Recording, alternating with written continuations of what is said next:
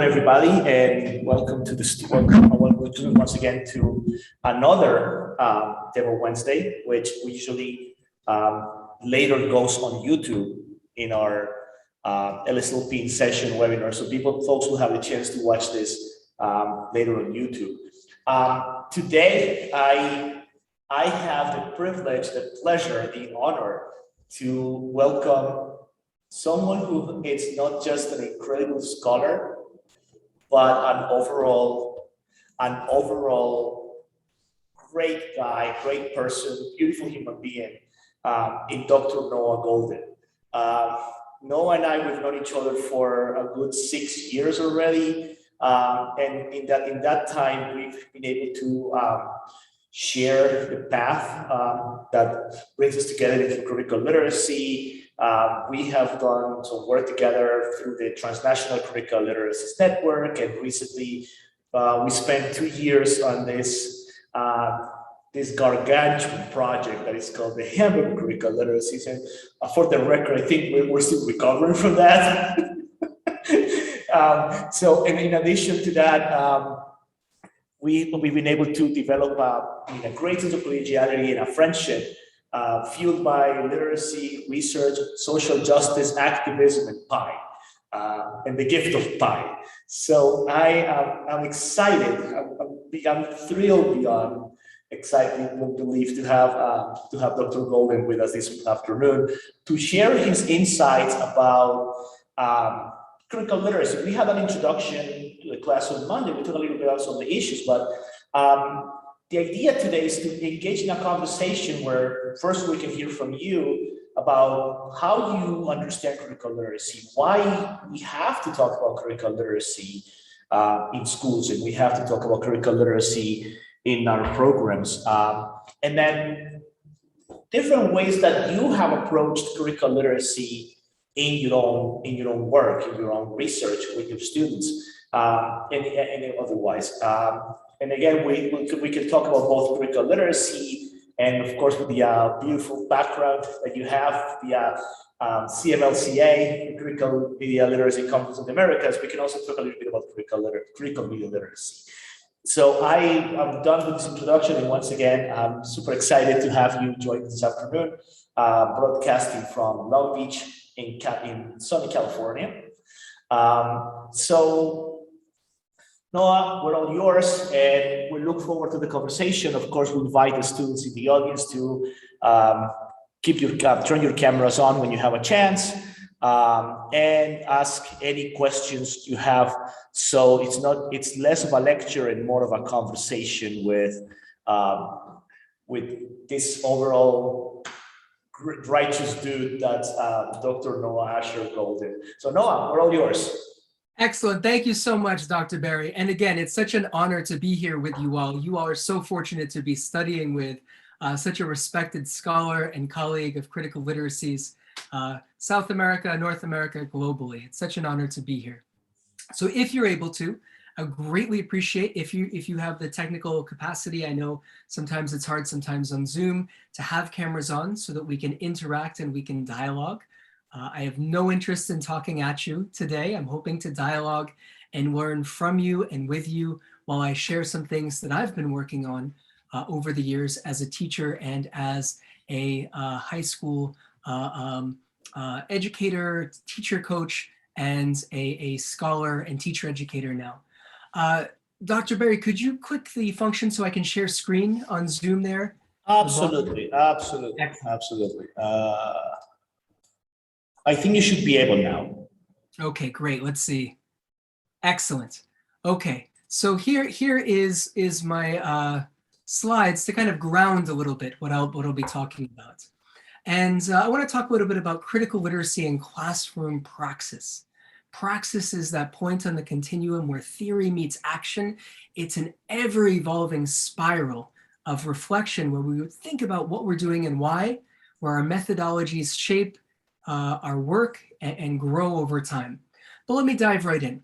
The first thing I want to say and share with all of us, and I'm speaking, of course, from a North American context in the United States, I want to think of school as a colonizing force.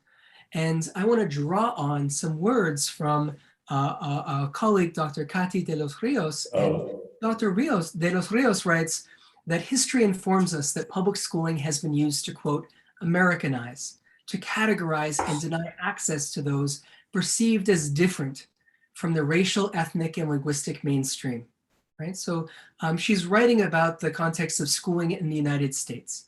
And I'm curious if this is your experience here in Colombia, if this is the role that schooling has played in your experience as a teacher, as an educator, as a student, as a member of a community or society. Do you agree with these statements? And she continues that curriculum, right? What people are studying and the ways that material is enacted and taught and parsed, curriculum represents one of the primary instruments for maintaining the legacy of hegemony, that's power from an ideological force or stance in United States schools. Curriculum development involves far more than mere subject matter, content, and instructional practices. Curriculum and its development serve as instruments of social control and reproduction. Now, I'm curious if we agree with this. In the Colombian context, where you are, and I'm assuming all of you are in Medellin right now, I don't know, but most of us are. Most of us are. We have a few people outside the city, so that's why okay, the class is still happening virtually, because we have some folks okay. not So located we're- here. But some of the people who are located outside, they have a lot to say in that regard too. So I'd love to hear, would anyone like to share? Is that your experience in schooling or your awareness or thoughts about schooling?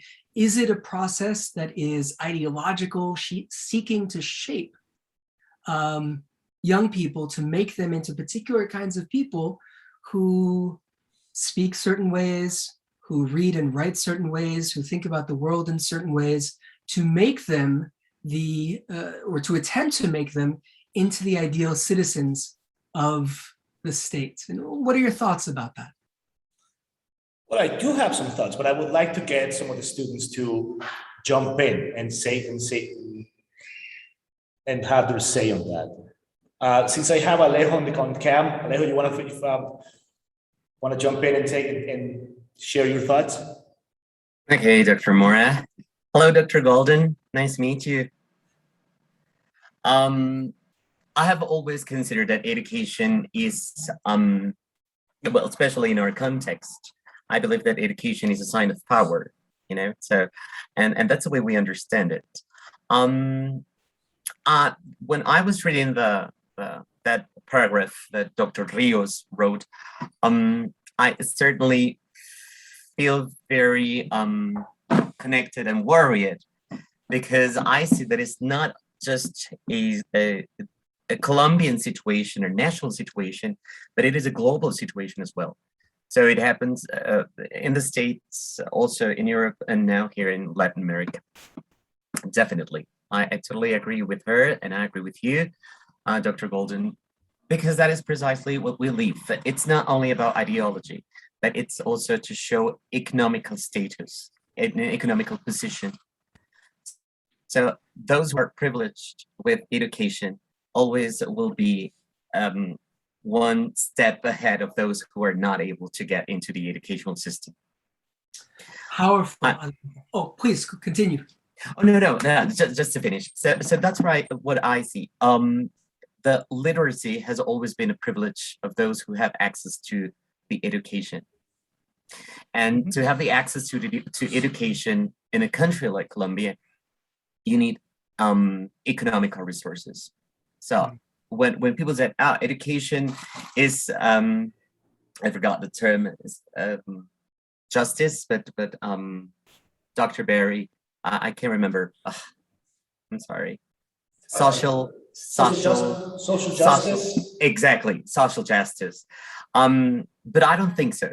I believe that education also segregates people, also marks these differences, because some of us have possibility to access education and be literate, right? But some others, I'm sure they want to, but they can't because they don't have the economical power. So that's why I have to say Dr. Golden and Dr. Moore.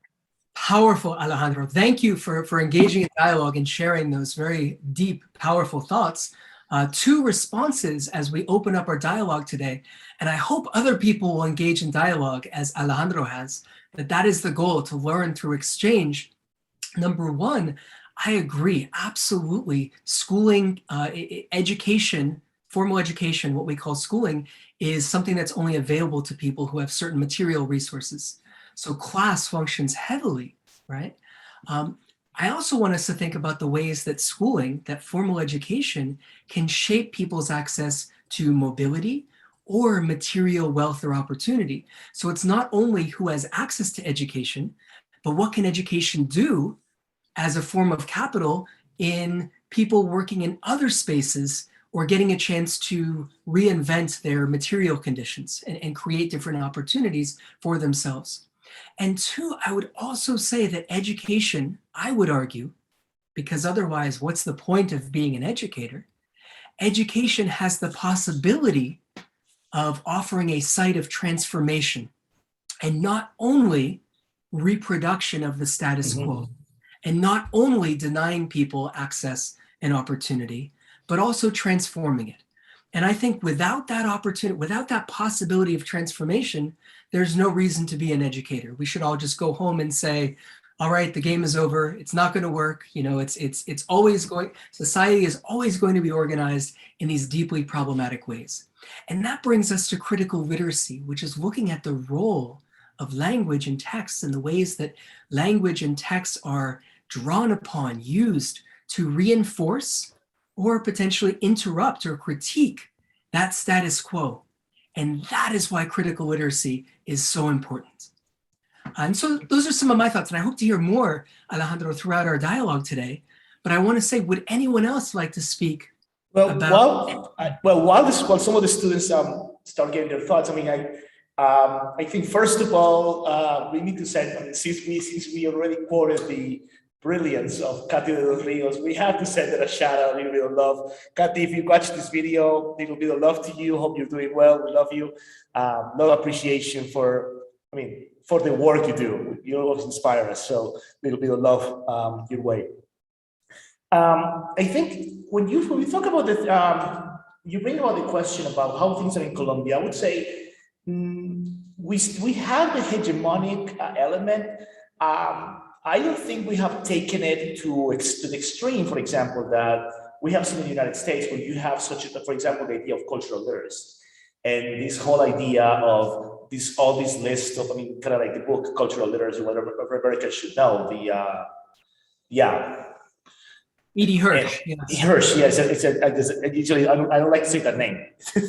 Yes. I think a lot of us in literacy don't like to say that name.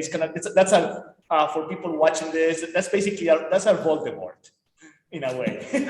Well, and I have no problem saying that and putting out a YouTube video. That he's basically our Voldemort. So yeah, but we haven't gotten to that level where we have people going into such levels of, let's say, hegemony and indoctrination, where you need to kind of enforce this in the class. But I'm agreeing with what Alejandro was saying. It also holds true that education historically has been used as a tool for marginalization of different societies. I mean, we've talked about this, that the history of literacy. Literacy has had a history of witnessing how reading and writing were withheld from people. We saw that during the period of slavery, how reading and writing were denied to the enslaved people across the Americas, because it wasn't just the United States. I mean, it was in general. Enslaved populations, they were denied access to reading and writing. And even if you were enslaved and you were trying to learn to read and write, it was something you had to do underground. You had to be undercover. You had to be like a special ops. Like you have to go full ninja, full James Bond, special ops in order to do that. And I think that's that's where you're gonna go eventually with when you start talking about critical literacy, how critical literacy wants to counter that history of marginalization, that history of hegemony that sometimes education has been complicit. Absolutely. Absolutely, right? So education can be done in ways that is complicit and that is furthering this ideological project of maintaining the status quo of the way that society is organized in deeply inequitable ways with certain hierarchies and structures, like repeated patterns in a society. But literacy can also be a tool in which people critique and question, and it can offer greater participation in social space for people. But that's not to say that all education or all literacy education is potentially transformative or critical. Literacy education can also be reproductive. If we teach people to read, to write, to speak, to engage in ways that just do what I think you were speaking about before, Alejandro, this notion of, this is just how it is. And you have to know your place in a society. And this is what it means to be an educated person. Before we dive into a definition of critical literacy and start thinking about what it is, I want to point out that in the same way that education can be a colonizing force, in that it creates a certain sense of what the ideal subject or the ideal learner or the ideal student is, critical literacy does as well. It's important that we reflect on how critical literacy has a sense of what kinds of people do we want to support? What sort of identity developments are we engaging in our classrooms? And the amazing Dr. Alan Luke, one of my academic and social activist heroes, writes that models of critical literacy aren't exempt from this sort of creating a normative or ideal subject.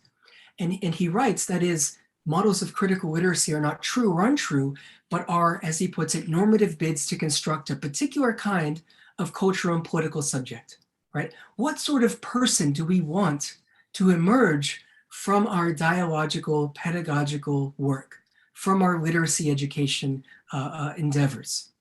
And Dr. Luke writes, they're tethered to particular political bids to reconstruct what is done with the technology of writing. Writing is a technology in specific social class, cultural, and political interests under the auspices of broad principles of social and economic justice, freedom of expression and political self-determination, of human rights and emancipation, right? So when we talk about critical literacy, we have to recognize our work is ideological. We have certain ethical, desired imperatives in our work. We want young people or all people engaging in teaching and learning processes to engage with the technologies of reading and writing, broadly understood, in particular ways, because we are taking as premises, as our founding points, that we want social and economic justice. We want to create spaces for free expression, for political and material self-determination, for human rights, for emancipation. That is our goal, right? We're engaging in ideological work as well. Now, what do we mean by critical literacy, right? And of course, many people bring out the quote of Paulo Freire and Donaldo Macedo, in their 1985 work, reading the world always precedes reading the word. And reading the word implies continually reading the world. And this very broadly thinks about reading in a way that it's aligned with emancipatory approaches of critical pedagogy, which of course grow out of Freire work in the 1960s and 70s and beyond in Brazil and spreading to many, many other places. But I think it's really important for us to look at the work of Alan Luke and Peter Freebody around the 4 resources model. And knowing Dr. Berry, as I do, I'm sure that this if it hasn't been yet, will be a central part of the critical literacy work you do in this course. And that is, there isn't just one resource or one approach to the ways we interact with text, that when we educate, we need to think about how we make meaning, how do we read the code and be able to sound out, right? We're code breakers. We have to be able to be text participants. How do we participate in and draw meaning from the text? How do I use this information? What are the genres and text types and social situations in which I can use this text in ways that will afford me a certain status or power in that social space?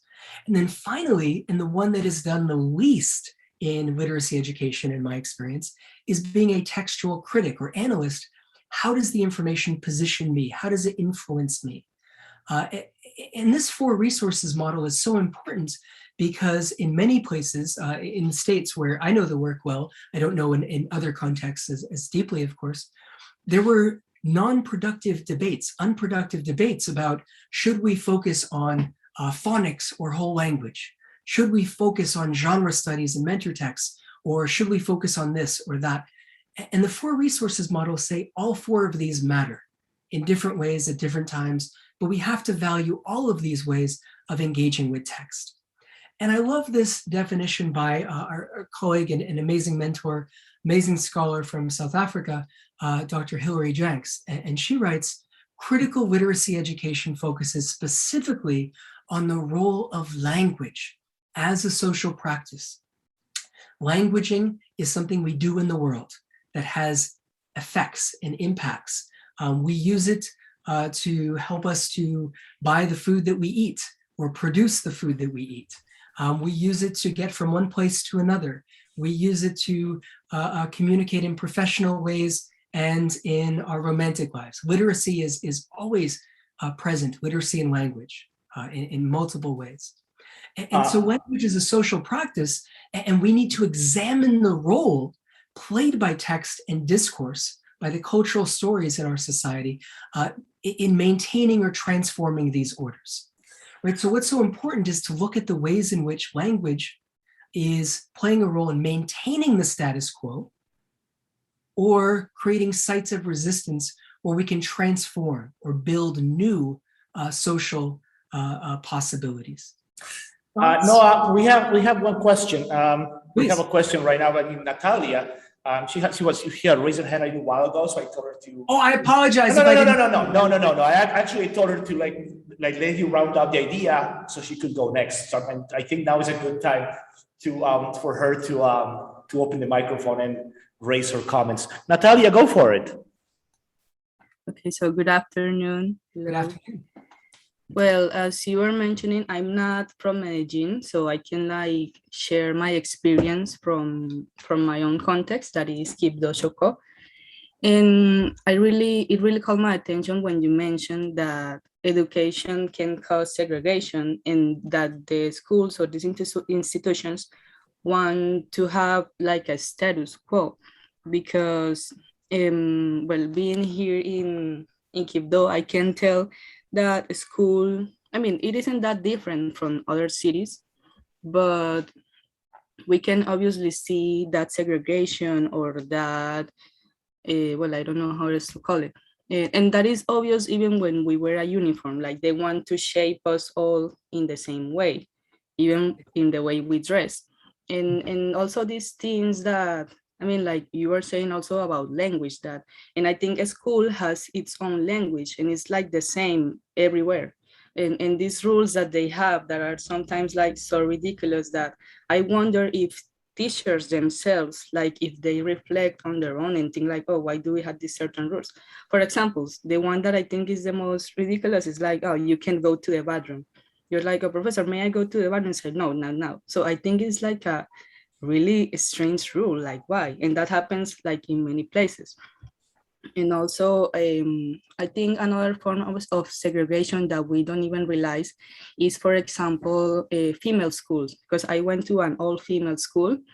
And I remember there was a time when I found out that in the previous years, there was a male student in the school, only one male student.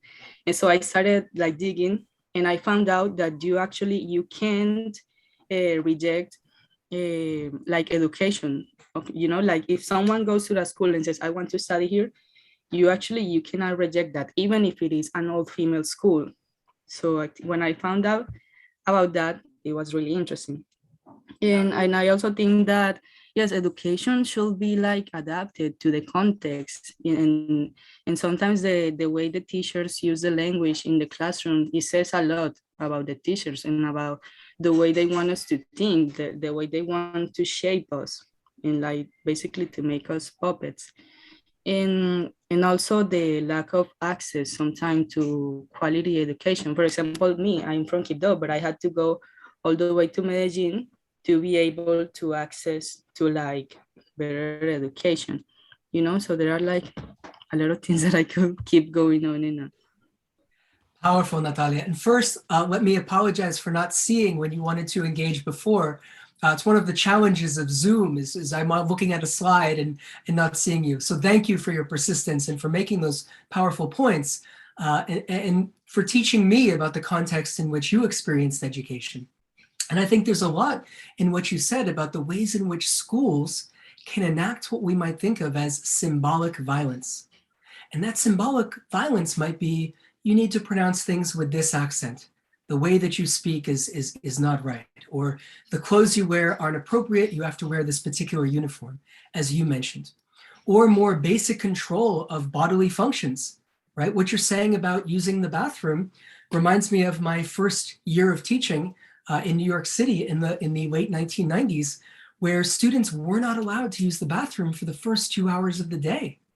And I came up with a proposal to the school's principal and said, well, what if I use these little chips, these little tokens, and every student gets one so that they can just use their token when they need to, rather than what the school policy was, which is at the end of the 2-hour period, all students go outside and line up, size order, shortest person in the front, tallest person in the back, and then they go to the bathroom a few people at a time.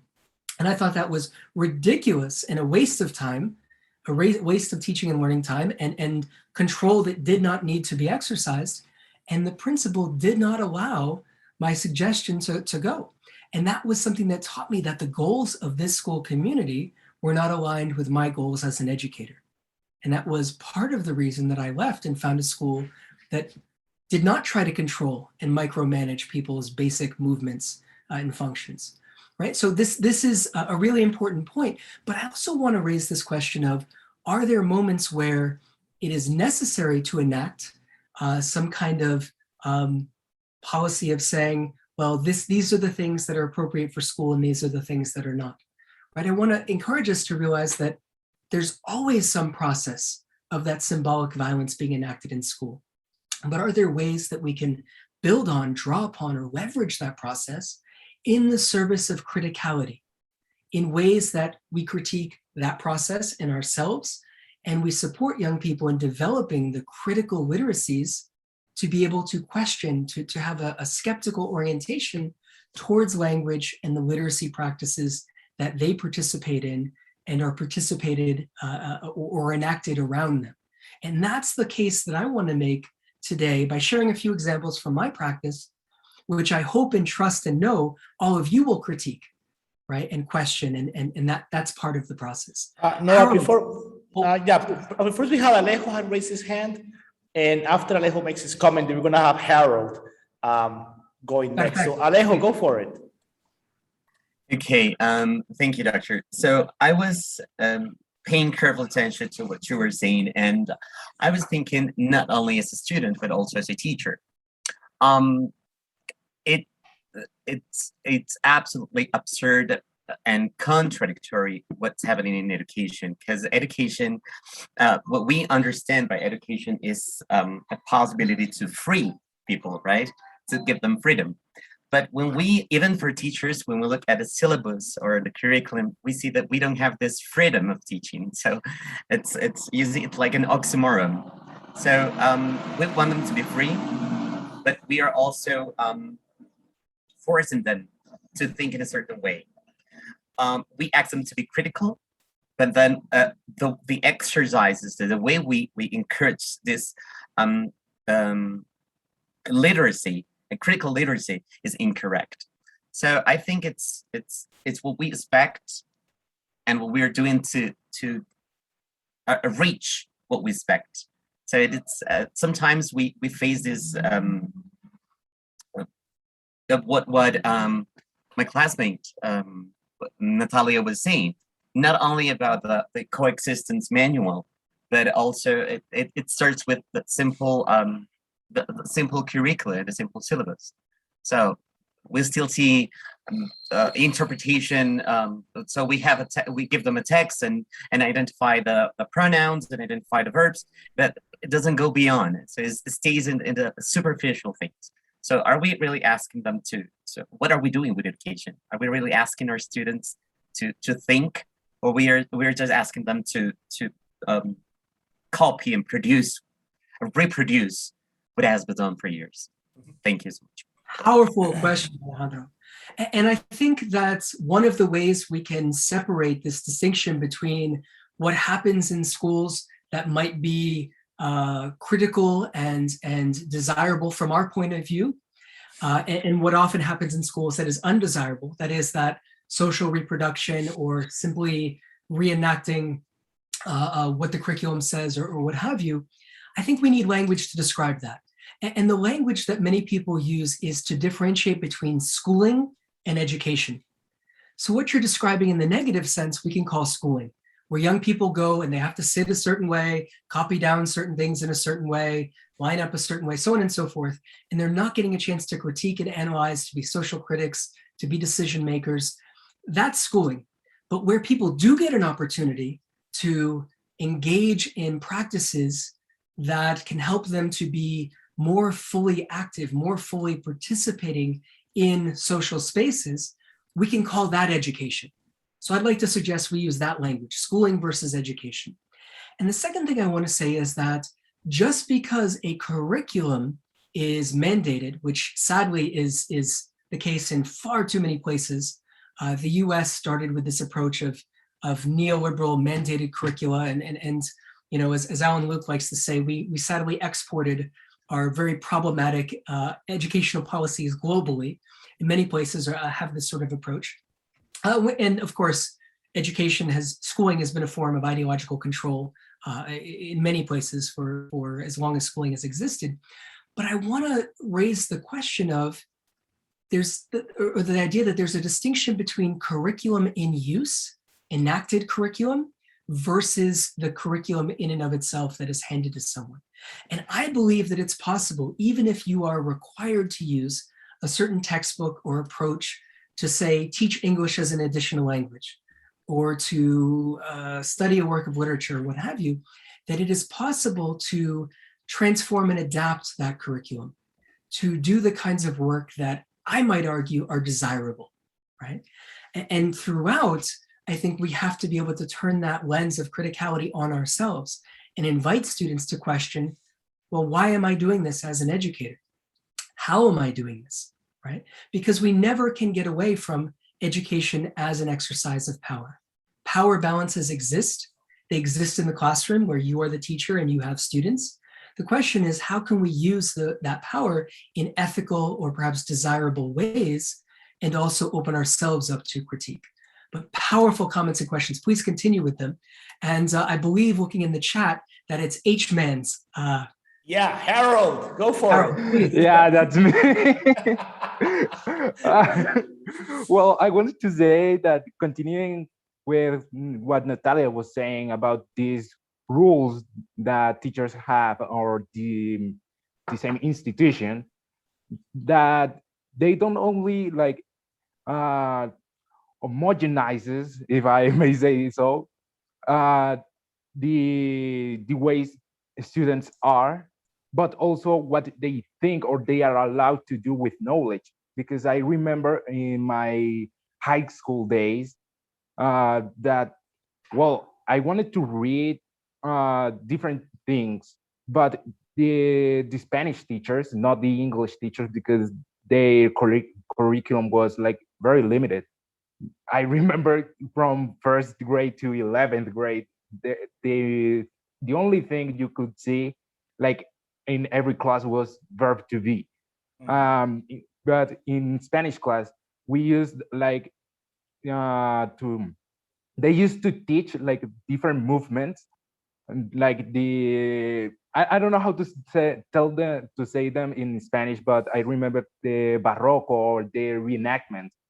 But that was all, and the text they gave us were like so distant. Like we could also see like a text from the 1300s, and that was like very limited for me because I wasn't able to understand what they were saying.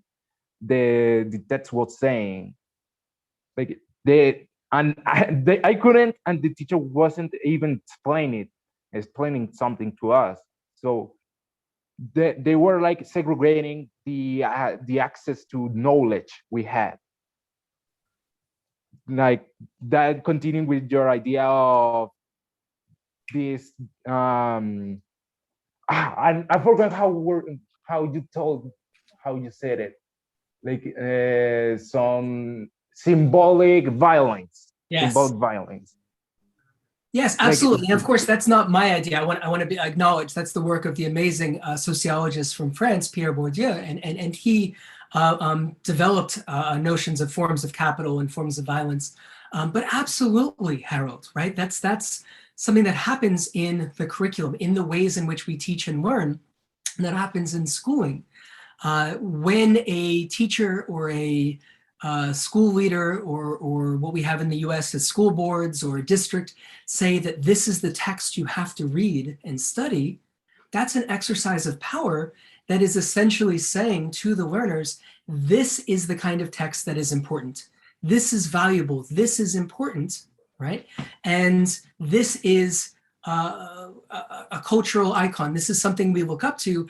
And whatever texts you're reading, whatever things you're doing, those don't matter as much because they're not worthy of our study and analysis and engagement.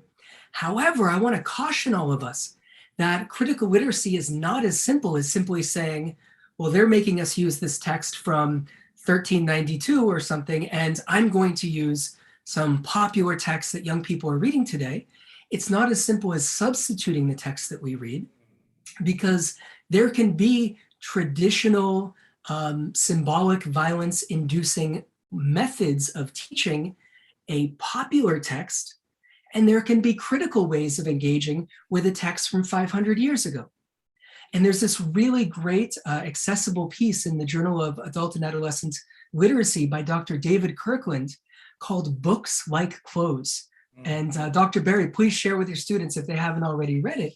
But Dr. Kirkland in this piece talks about teachers he's observed, and one teacher is teaching this really interesting text that the students are already very engaged with and connects with their lived realities beyond the classroom, but the teacher's doing it in a dry, formulaic, traditional way, so the students are completely disengaged.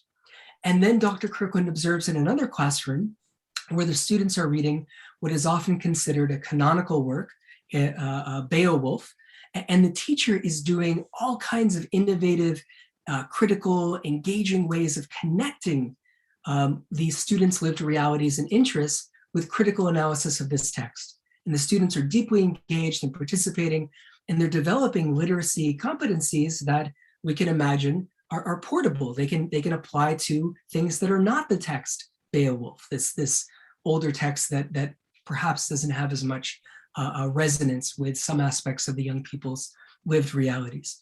And so Dr. Kirkland's point is that books have to be like clothes, or any text we engage has to be like clothes. We adapt what's important about it based on, as several of you have said, the context, the situation, and what matters in young people's lives. Not only doing things that are important in a local space, but starting from there to build engagement and to show people how the teaching and learning process matters to them and things that they care about. And then we can expand beyond that local work. Thank you, Harold, for your powerful comments and thoughts. Would anyone else like to share a question or a comment or thought before we continue? And I see, Natalia, in the chat, you talked about basically only reading Greek mythology. That's the sense of saying, this is what's important culturally. This matters, to the exclusion of other sorts of texts, other cultural stories, which is, of course, deeply problematic. That's an exercise of power. But as I was saying before, there are also critical ways to read a Greek mythological text. And that's important to remember, too. It's not only the text that we bring into our classroom, it's what we do with that text, the sorts of questions that we pose. So I see a great question from Alejandro. Let me read this. How can we, as teachers, right, as educators, promote critical literacy without being misrepresented as anarchy or rebellion by our students or superiors? And I'd love to hear more. Alejandro, could you say more about this question So when bringing critical questions, is that seen as anarchy in the context where you are? Sometimes, Dr. Golden, sometimes. Some of my students, they celebrate the fact that I'm giving them the chance to think by themselves. But when we consider superiors, they think differently. And what they say, what they frequently initially say is that, oh, no, just follow what you're, do what you're done to say. Follow what we told you. Do exactly what you were told, and it is a sign of rebellion sometimes, and they don't take it in a nice way when you said, "Oh, but why don't we teach them this, or why don't we change that?" Because I know that it will be more beneficial for our students, and that is something that happens here, Dr. Filter. Thank you for sharing. That happens in my context here in the United States as well, right? There are deeply entrenched policies and practices. It's kind of like this huge ship moving in one direction, and it takes a very long time to create that sort of change at a broad level, right? But I think what we need to do is create opportunities to interrupt some of those hegemonic processes. And as far as ways we might do that, I can only speak from my experience, which of course has been in contexts very different from where all of you teach and learn. But in my context, if there is a text that a teacher is mandated to use, or if I as a teacher am mandated to use a text, I ask questions of what sorts of critical engagement, what sorts of questions can I pose to enact this curriculum or this text differently than the way it was intended to be enacted in a way that I find problematic or hegemonic, right? So that's one thing. Number two is, in the US, standards-based approaches are huge. And to give a very quick summation of this, in the 1970s, there was a body of research on what's known as expectancy theory that looks at what a teacher expects of their students. Like, that is, if a teacher has low expectations, that can actually lead to low educational outcomes for a student. So a number of people in the policy world in the United States latched onto that idea and said, oh, well, that's the only problem we have. That's the only thing we need to fix. If we create a standards document that in theory offers high standards for all learners, well, then all students will have the same expectations, and that standards document is going to completely solve all that is problematic in public education. And I'm speaking a bit tongue-in-cheek. I'm poking fun a bit at this, but the reality is that that's pretty much what has happened in the United States with educational policy, where deeply inequitable systems were then simply offered a standards document saying, these are the standards we expect everyone to have, and here's a high stakes test or evaluation to make sure that you're meeting these standards. That's essentially the policy world that we live in the US. But the reason I bring this up is because you can use the standards to critique the sorts of things the standards were intended to create. So one answer, Alejandro, is you can use the standards in your district or state or country and find ways to use the standards to support critical work. So when a principal or school leader comes in and says, well, why are you posing these sorts of questions? This is anarchy, or whatever the case may be. You say, well, look at standard number 3. This is exactly what I'm doing. So you support the work by drawing on the standards and interpreting them in a way to support criticality. And the other thing I would say, and I want to draw on the work of the amazing Dr. Goldie Muhammad here for a moment, is that you need to have a strong argument. You need to be able to defend the work that you're doing in the classroom.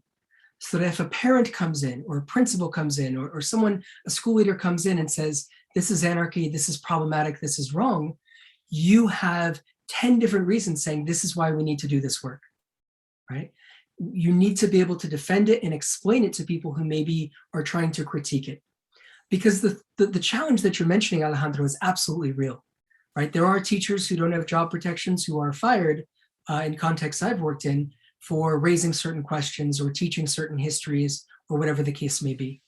In the US context, there are politicians who are trying to inflame right-wing folks in our society and get them to support policies that limit teaching the realities of the US history and current realities around issues of race and racial identity and opportunity and access in this society. So these are real questions that you're posing, but we need to be able to use standard documents to support the work we do. We need to be able to defend the work that we are going to do. And I would also say we need to be strategic to be able to insert this work into the curriculum. There are times when perhaps one doesn't want to advertise very broadly the sorts of questions that are arising because of a political climate or because it may not be safe to pose certain questions, even though we know that young people are asking them and we want to create a space to explore them because young people want to explore the world around them. So that is a very long-winded and convoluted response, but I hope that it's useful. I think I want to jump in, right? I think I want to jump in because I love this part of the conversation, but just to go further into Alejandro's question.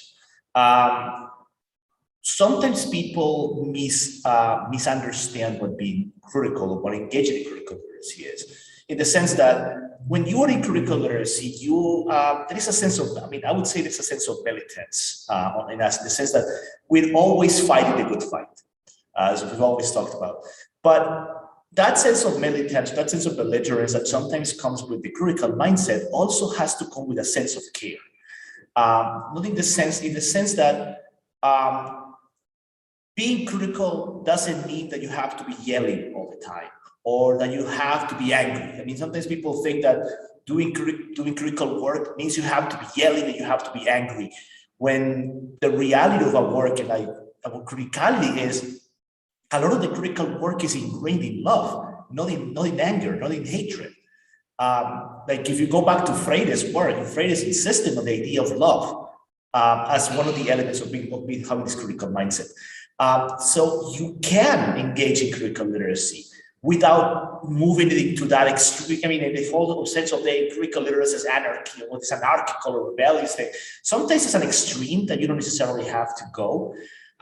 There are things you can do, as Noah was pointing out, that you can still do, and that is critical literacy without putting yourself in peril, without putting yourself in danger. Those of us who do the critical work, the last thing we want is for our teachers to be hurt in the process, or we don't want you to be. We advocate for critical literacy, but we're advocating that always being mindful. We do not want to put you in harm's way. We don't want to put you in a situation where you're in danger physically, mentally, or otherwise. Doing the critical work always begins from a sense of caring for yourself and caring for your surroundings, and doing it from a notion of caring, more so than from that notion that you have to be fighting, that you have to be angry. No, don't be angry. A lot of criticality is not about the anger. Or if you be angry, as I always say, be angry because the world is burning. Be angry about that, but don't let that anger consume you. I think that's where I'm going with this. I mean, I'm angry at what's going on in the world. I'm angry, and I know Noah is angry, but we don't let the anger consume us. We feel that anger into some levels of activism, into the work we write, into the things we do, into the advocacy that we do with our students. And that's the invitation. And before we continue listening to Noah and the examples that he's going to share, I guess we're going to have to send the second shout out of the day to Dr. Goldie Mohammed. A lot of love to you, Goldie. We also love your work. And you're mentioning this video. We're going to send the shout out. We're going to send the love because that's what we do. I mean, that's what we do. And that's one of the lessons for students. And this is a lesson for you. Academics who are secure about themselves and about what they're doing, they love sharing the work of each other. And we love doing the shout outs. I mean, that's actually the healthy side of academia, when we can express each other the admiration and the love for the work we do, when we get the shout outs, when we get the tweets. That's the kind of academia, that's the side of academia we're trying to show you that that's what it should be. Not all that toxic stuff and the ego fighting and the clashing. that's not the academia we want. And part of critical literacy is creating a better sense of what being an academic means. So Noah, I'm going to let you continue with your.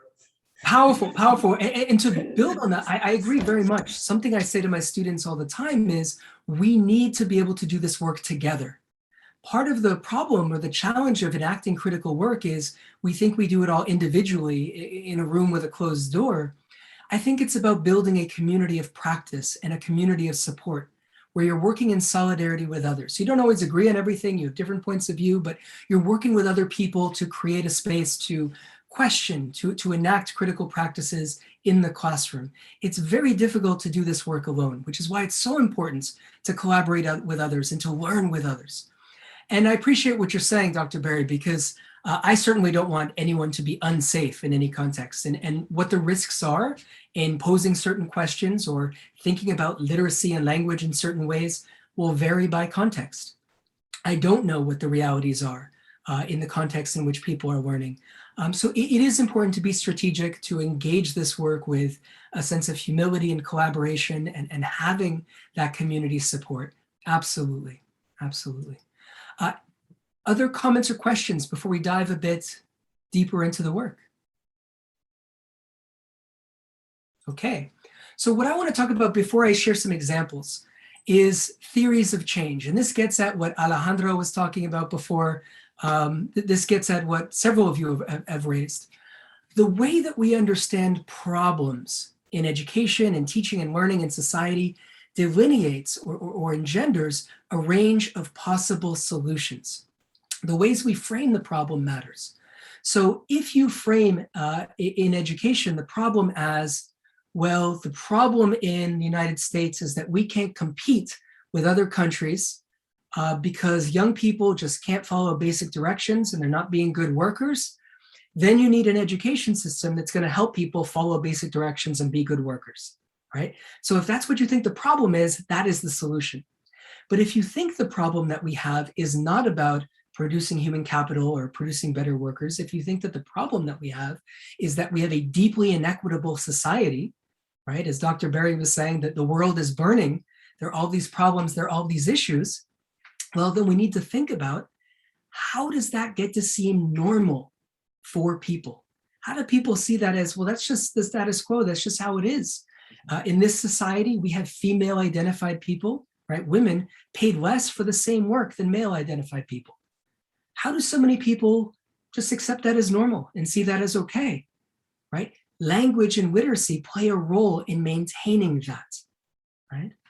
We continue to produce so much carbon dioxide and to draw on and extract fossil fuels to power our economies and societies. And it's creating so many issues in our climate crisis that we're experiencing now and will only get worse. How are so many people placid about this and calm about this and not concerned about this? Well, language and literacy play a role in maintaining what gets seen as normal, what gets seen as okay, right? So we need to recognize that framing matters. The way we think about something creates a set of what's normal or not, and if there's a problem, what are the possible solutions? So in this context, in the United States, the context in which I'm speaking about, if we educators believe that some students don't succeed in a meritocratic system, that is a system in which everything is about how hard someone works. And if someone has great material wealth, well, they must have worked hard for it. Or if someone is living in poverty, they just didn't work hard enough. If we believe that they haven't succeeded because they have skill deficits and that these skills will give them all that they need to compete in our capitalist society to achieve success, well, then the answer to that problem is we need a back to basics and a skills-focused curriculum as our solution. And that's been the focus in the US policy context. It's that young people need more back to basics kind of literacy work. They need to work on functional reading and writing, and that way they'll be able to compete better in the economy. It will help them, it will help the society compete with other countries, so on and so forth. And you can probably hear in my voice that I see that as a really problematic framing and an even more problematic solution, right? Because this is precisely what turns young people off from schooling. Doing boring basic worksheets, doing boring basic skills development. We need to do the antithesis of that, the opposite of that. And in what I'll share, I'll talk a little bit about how I've attempted to do that. Certainly by no means perfectly. I'm still learning and growing in this work, as we all are, right? And I want to say, if we reject this notion of meritocracy, if we reject it as a myth, we recognize that there's this myth that everyone is where they are based on how hard they work. If we say that is not true, and if we understand that young people are growing up in a deeply inequitable society, grounded in systems of privilege and dispossession, then we need to focus on other ways to work for change, right?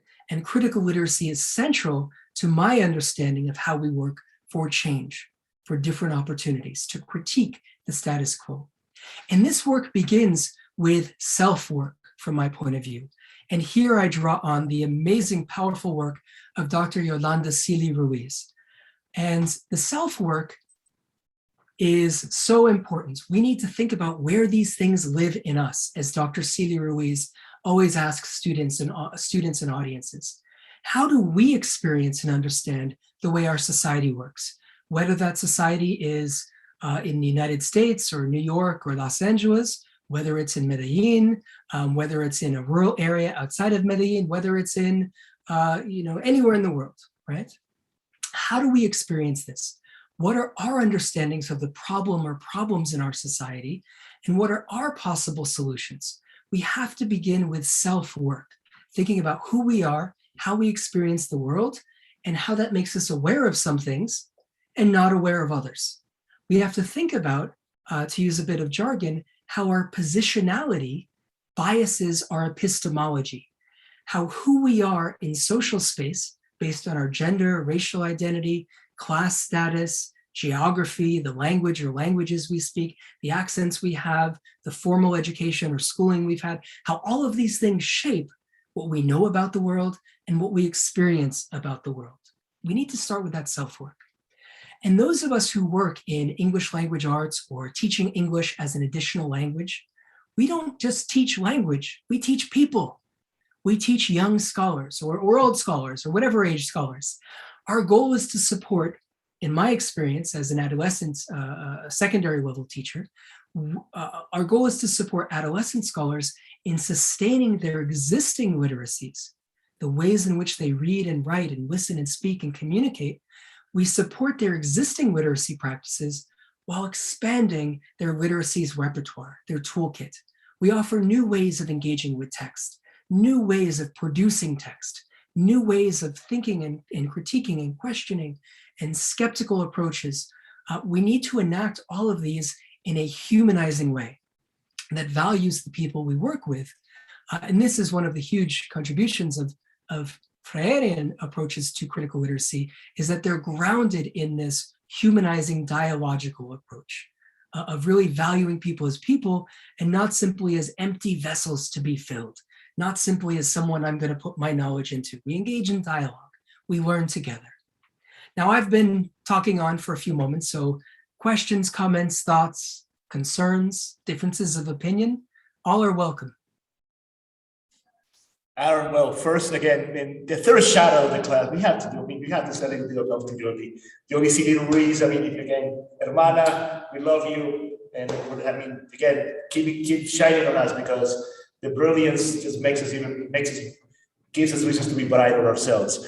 I mean, there's so much to say about critical literacy. And I think what I'm really hoping is that students get, for this introduction, we were just basically kind of getting introduced into this. I mean, getting to understand critical literacy it's the work of a life. It's a lifetime's work. I mean, first of all, so if you end up with a lot of questions, I mean, the students in the class or folks watching the webinar later, understand that a lot of this, it's a lifetime's work. We just got ourselves, I mean, we could keep going deeper and deeper into this rabbit hole, because that's the problem with critical literacy. Like, you just keep going deeper, and you keep finding reasons to keep doing the work. And I think one of the big questions sometimes I get from teachers when I introduce critical literacy is, so what does this mean? And I think you brought it up several times. What does this mean in terms of the work I do in class? Because one of the big fears that I always get from teachers when you introduce ideas about literacy in general, but critical literacy in particular, is, do I have to change everything? There is always this fear that I have to change everything just to do this. Like, no, first of all, critical literacy is not a fad. It's not a fad that you just introduce, putting it out. No, that's why you're not going to find any textbooks on how to do critical literacy, because there is no how-to manual. I mean, if there is one, I mean, I would like to find it just to read it, because I haven't found a how-to manual. There is no critical literacy for dummies book out there, because it can't be. Because once you start systematizing it to that level, then it stops being critical literacy. It becomes something else that pretends to be critical but isn't. So I think that's the first lesson. It's no, you're not going to find manuals. You're not going to find handouts. You're not going to find no textbook is going to tell you how to do it.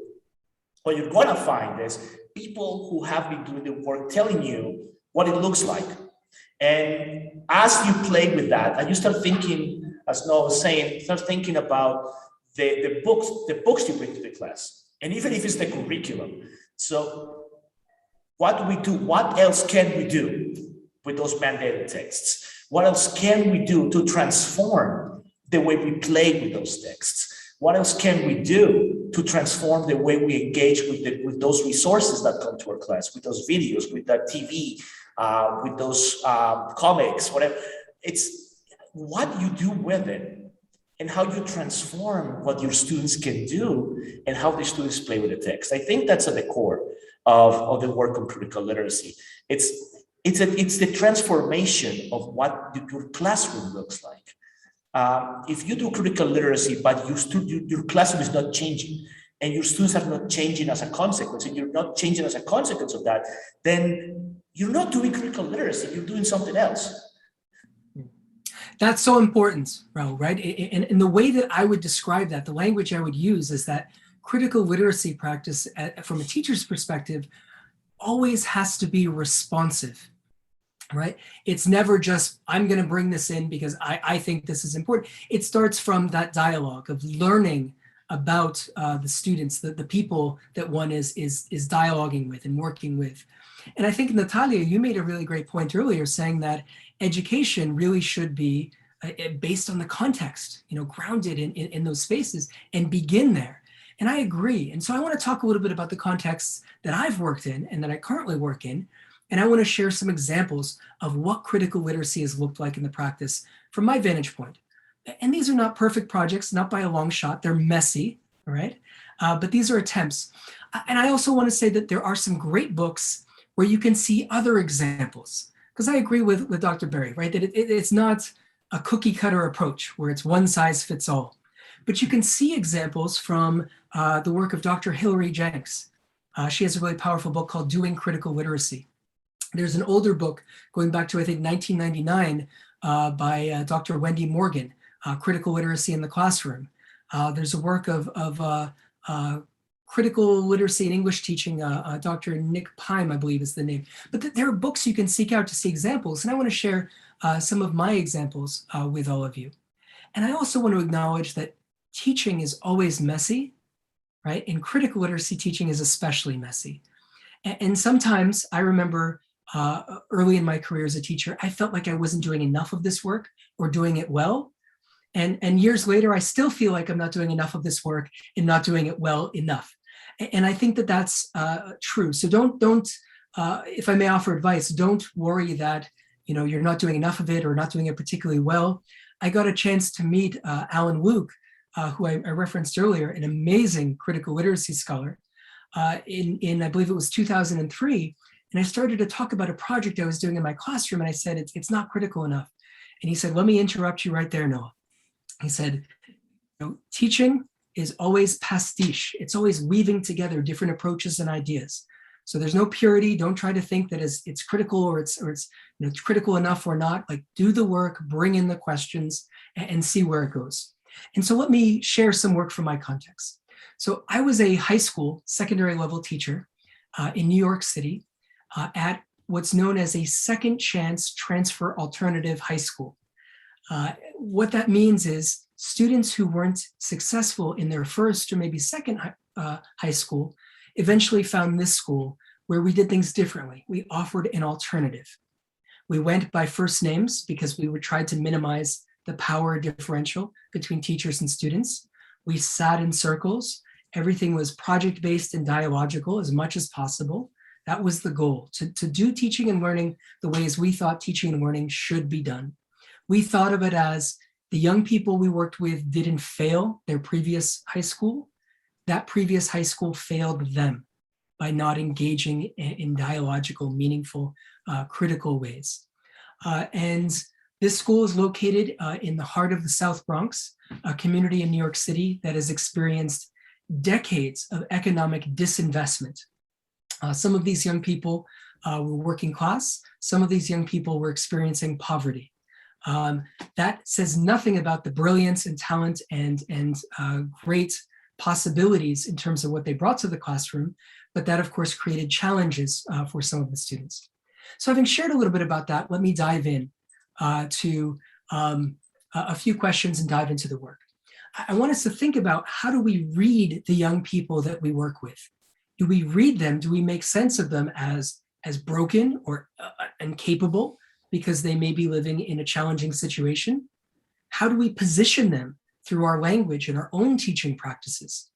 Or do we start from a strength-based perspective, acknowledging the rich funds of knowledge, experiences, ideas, lived realities that young people bring into the classroom?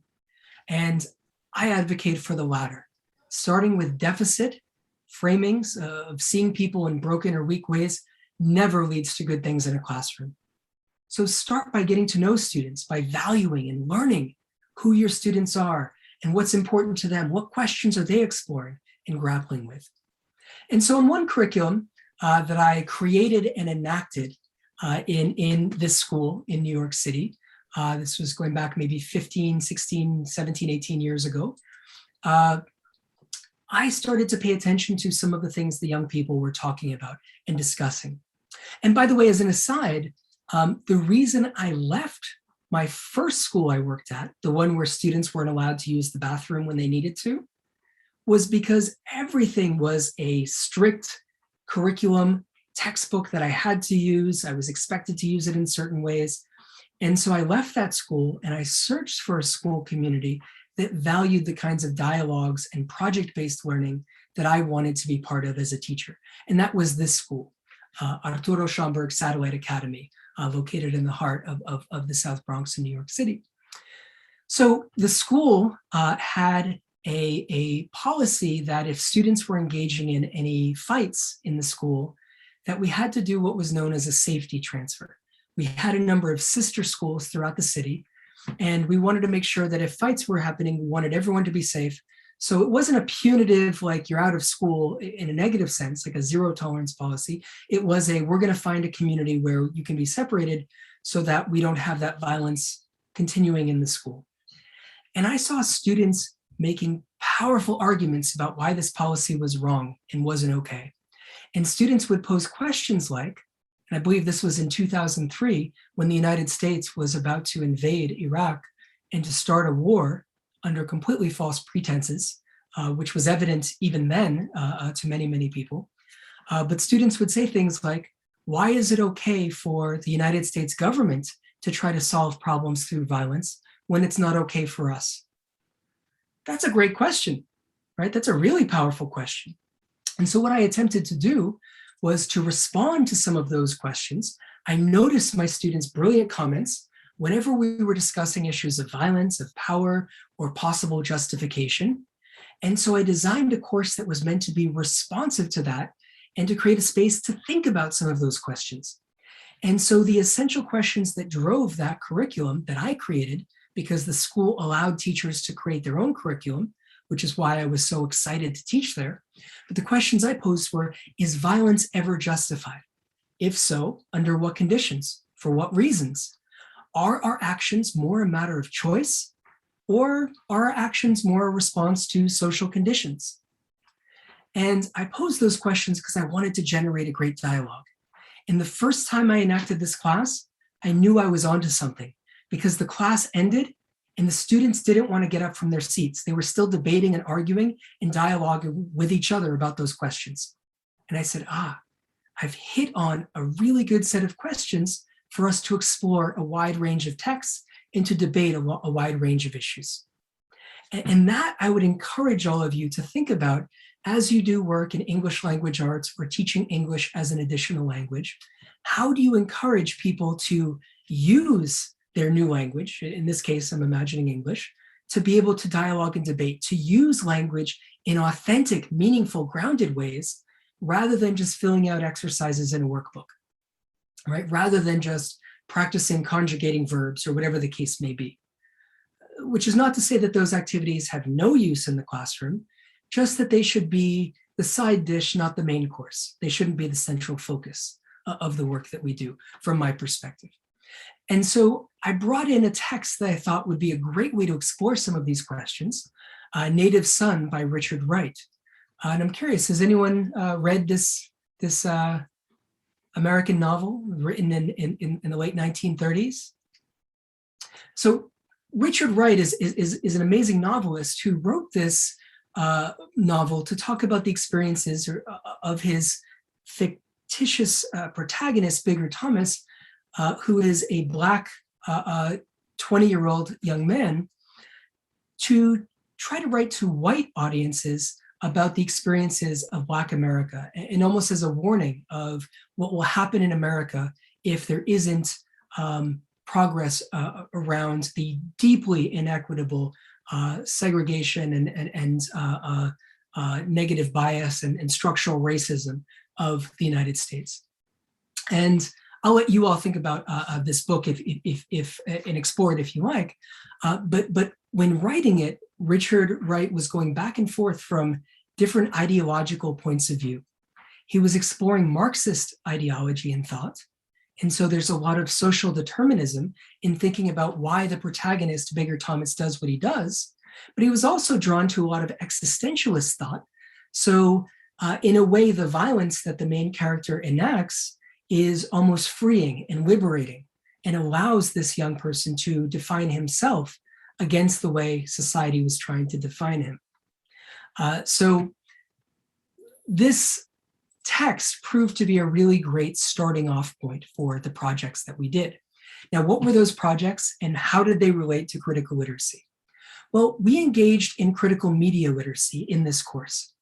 And we started to think about a few questions.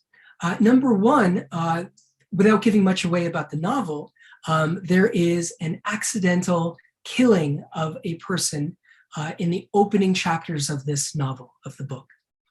And I asked the students to think about how newspapers in the characters' communities might have reported on the events of the novel. I asked the students to look at and think about the different ways the experiences represented in this text might be described by people working for a newspaper owned by a wealthy business owner, a wealthy capitalist in this community, in the imagined world of the text. And then there's a young man who is a communist who's working for a more equitable society. And I asked the students to imagine, what would the newspaper that his organization puts out, how would they describe the events that had happened? And then we talked about a newspaper that was written by and serving the Black community in the south side of Chicago, where this novel largely takes place. How would they represent the events of this novel? And so we were beginning to critique and analyze the ways in which different communities might foreground some facts, or might embellish some other points, or try to use these events to push a certain ideological agenda, right?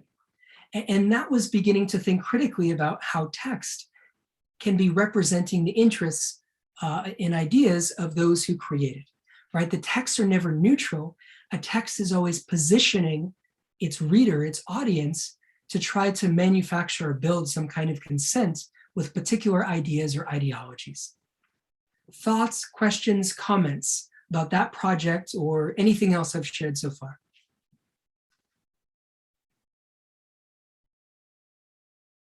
Folks? Oh, Natalia raised her hand, so Natalia, go for it. Please. Okay, so I have many things to say.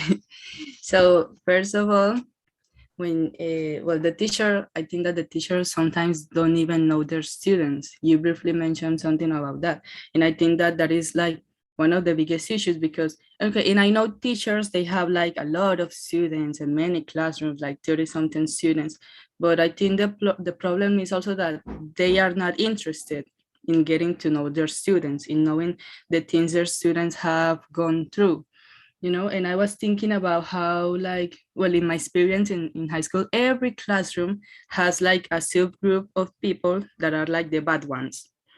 Like those are the students that fail all the exams, the students that are rude, sorry, the students that don't engage in class, you know. And I think that, and that was mostly because the teachers labeled them as that. You know, here in Quibdó, we have the words called pecora. So those students were like the pecora ones, like the bad ones. And I think that the students unconsciously believed that, you know, and they were like, okay, so the teacher has low expectations about me, so why would I bother in engaging in the class or sharing my ideas? You know, and I think that the students, they analyze things and they reflect more than we think, you know. But sometimes as teachers, like, we don't take the time to understand the way they see the world and the things they've been through. You were mentioning about how some, when you were talking about like justice or violence, and the students gave like brilliant arguments, because there's are topics that hit really close to home, like the topics that they really know about and that they have experienced, you know. Because sometimes we may not have any ideas about the topics that we discuss in the classroom, but there are other topics where the students really have a lot to say. And I think that the voice of the students should be heard more, you know, like the students deserve more recognition. Because usually in the classroom, what happens is that the voice that sounds the most is the teacher's voice, you know. And I think that we, throughout all our education history, we've been taught that there is always the right answer and the wrong answer, you know. And most of the time the students have the wrong answer, you know. And that's happening here right now, you know. There's a lot of people here, but we are all like shy or scared to talk, you know, because we're always thinking if our answers, if our arguments are correct or if they are wrong. And we, most of the time, we think that the things we think are wrong. Powerful, Natalia. I agree. People internalize the ways in which they're positioned. So if people have experienced school as, oh, I should only speak if I'm sure I have the right answer, well, that's going to carry over, right? And perhaps that does play a role in the ways in which people interact in a session like this, possibly. But I agree very much. The ways that people are positioned, that young people are positioned as bad, as the bad student, can become an identity, right? A position that the student feels like, okay, well, I'm the bad student. I'm just going to keep being the bad student, right? Or a student might resist that positioning and say, that's not who I am. Maybe I'm going to drop out of this school. And a huge part of my research as a scholar is interviewing and learning with and from these young people about, what did you experience in school? Why did you choose to leave? What was going on? And many young people say to me that, you know, I didn't like the way the teacher was treating me, right? They acted like I wasn't smart. They acted like I couldn't do this. They were rude. Like, why would I want to stay there and be there for that? So what society might see as someone not caring about their schooling is actually the student doing the opposite, really caring about schooling, saying, I deserve to be treated better, and I want to find a space where I can be treated better. So a lot of the work that I do is interviewing young people and learning from them in those ways. I also really agree with your points that young people's voices need to be heard. And my understanding is that there is a movement throughout South America called Educomunicación, right? Where young people are given the tools of media production and get their voices out and find ways to engage and to share thoughts and ideas. And if I may say again, in another shameless plug for the Critical Media Literacy of the Americas Conference, on a Saturday coming up in I think about 2 weeks, we're going to have an entire session focused on that work. This is an international conference with many scholars in Latin America and folks in the US and Canada and beyond, and in Mexico and in other places, who are going to be dialoguing about how we do this critical work, particularly around media. And in a society that is so saturated with digital technologies, right? We need to talk about the ways in which these technologies and literacies connect. And hopefully I'll have a little time to talk about that. I know I'm talking so much and rapidly running out of time, but I want to say that really important comments, Natalia, thank you. And I want to say that in this class, as I mentioned, it was around the time that the United States invaded Iraq. I think it was 2003. Young people were also talking about how come the government gets to use violence, but we don't. And I was part of protests of many thousands of people in the States who said, this war is wrong, this war is not justified, this war is not okay. And as an activity in this class, this violence, literature, and media class, I invited a small group of students to come with me to a protest, regardless of what they thought about this war. I wasn't pushing them to have a particular opinion about it. And we videoed what we experienced at that protest, which is pictured in the bottom left. And afterwards, we brought that video of that public protest to the class, to the rest of the students who didn't go to the protest. And we watched a little bit of that video and talked about what our experience was at that protest against that war. And then we looked at 6 different newspapers that had reported on that protest. And we talked about, where does the newspaper put this report? Is the article on the front page, or is the article on page 19? Does the article focus on what they see as positive aspects of the protest and people engaging in their right to protest and speak up when they disagree? Or does it criticize the protesters, right? And it was interesting to look at the different focus of each article, right? One article that focused was written by and meant for members of the Dominican American community, like many recent immigrants from La República Dominicana, the Dominican Republic, in a neighborhood in New York, focused on how that war would impact young people who were serving in the United States Armed Forces. That was the focus. And it thanked people for protesting, saying that this war was unnecessary and we didn't need to put these young people's lives or any other people's lives in harm's way. Another article focused only on the 3 intoxicated people at the protest who climbed up a tree and started throwing beer bottles at police. The entire article focused on that, right? And so we engaged in critical literacy practices to say, why were some details focused on and some left out? And we compared the way that these newspaper articles represented the protest with what was our experience of this protest, right? And so that is a critical perspective to question, what are we seeing in news media, and why are we getting certain focus and not other aspects focused on? So that was one project that we did in the class. Later in the class, we read a book, In the Time of the Butterflies, by a Dominican American author, Julia Alvarez. Some of my students, 20 or 30% were Dominican. And we read this book and we invited some of the students' family members who had lived through the experience of the dictator Trujillo. We invited them to come in and talk about what was it like to live in this society at a time when this dictator was in power. And then we explored the ways in which those stories of real lived experience differed from the ways that the author, Julia Alvarez, who is Dominican American, chose to represent those events through her novel, which is historical fiction, right? She's imagining the lives of 4 young women who were activists trying to bring down that dictatorship, and they were nicknamed Las Mariposas, the butterflies. how did those 4 butterfly activists engage in resistance and protest, and how was that represented in the work of historical fiction? And then we asked broader questions. How did these mariposas work for what they believe? And then we brought it back to our own lives. How might we work for social change that we believe is needed? What are the ways we might work for change? What are the problems in our society? Are they similar to or different from the problems of Dominican Republic during those years?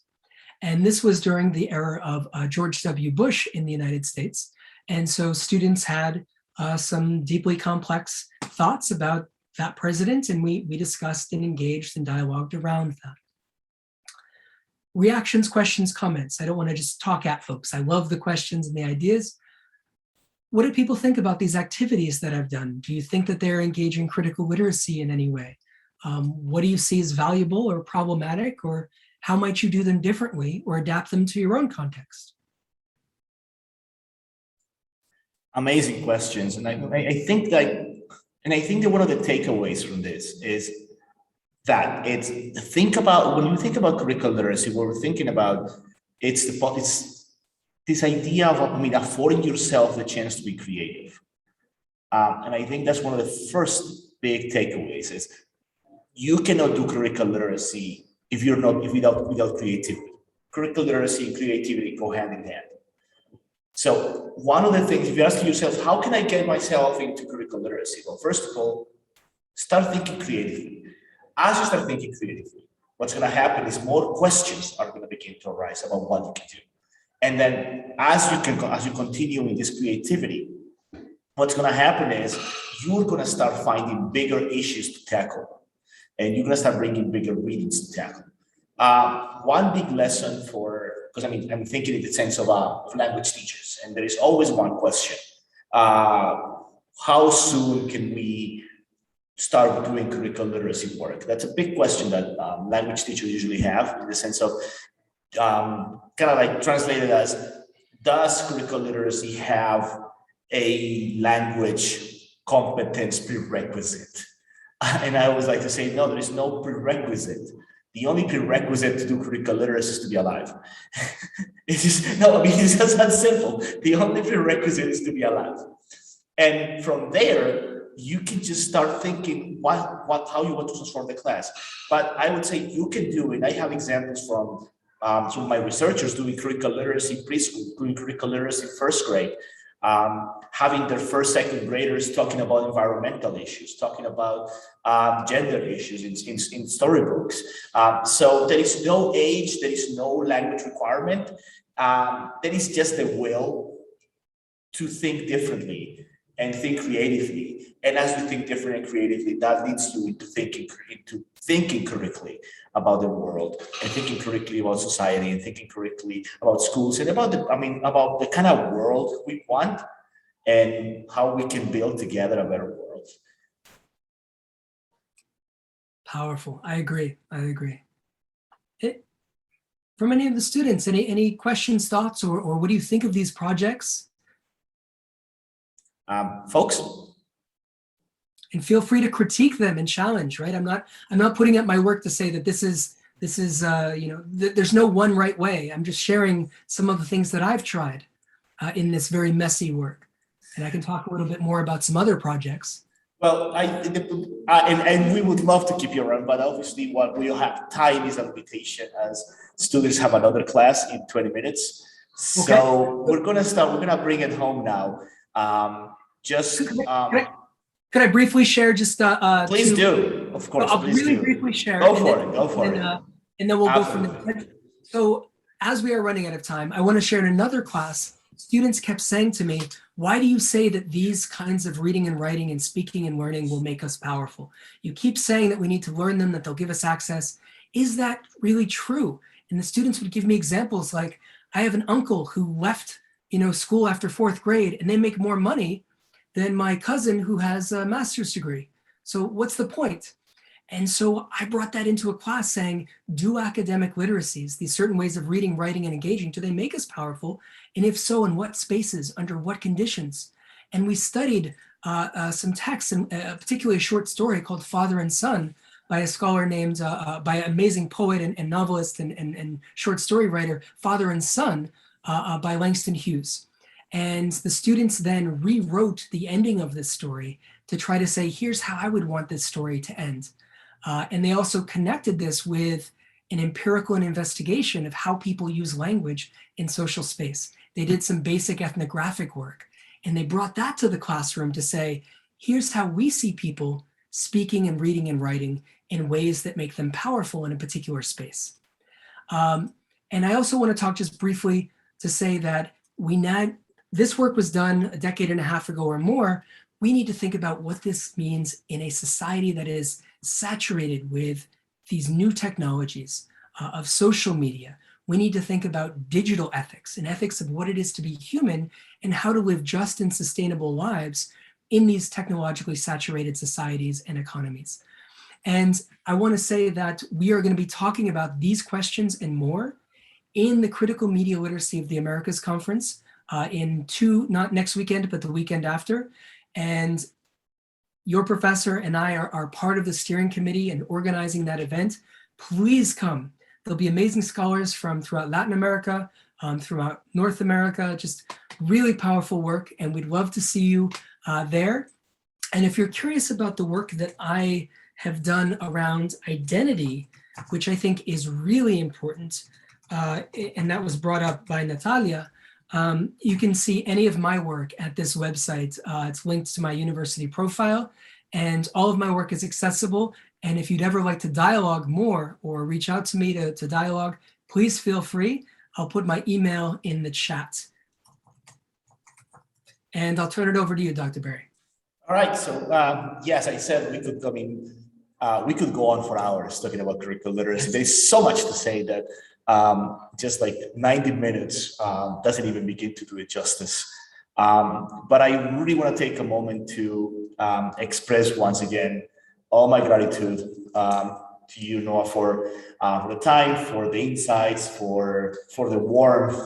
I think that's it's nice when you can actually add this warmth to the work, and that's something I always get when I talk to you. The warmth, the warmth of the heart. It's always something it makes the conversations, even the academic conversations, go down more smoothly when you add that warmth to it. So I think on behalf of the students, and thank you to the students who participated. I know the others were still, they always pay attention. They always get something out of this. So I want to express my gratitude to everybody for this session and for the conversation we had. For everybody in the class and everybody watching this webinar, curricular literacy is a path. It's a path you walk. It's a path you do by walking, and you walk by doing. You will find kindred spirits along the way. We're just two of them, definitely, and happy to continue that dialogue with young scholars who want to veer into curricular literacy and add curricular literacy as a layer to their everyday teaching. So once again, for everybody, thank you. And as I always like to say, this webinar soon will be on the LSLP YouTube channel and the LSLP in session webinars. And we also invite you to check out the other amazing webinars with Colombian and international scholars talking about qualitative research, literacy, education, and everything in between. So for everyone, once again, thank you so much and have a wonderful afternoon. Thank you. Goodbye. Thank you all.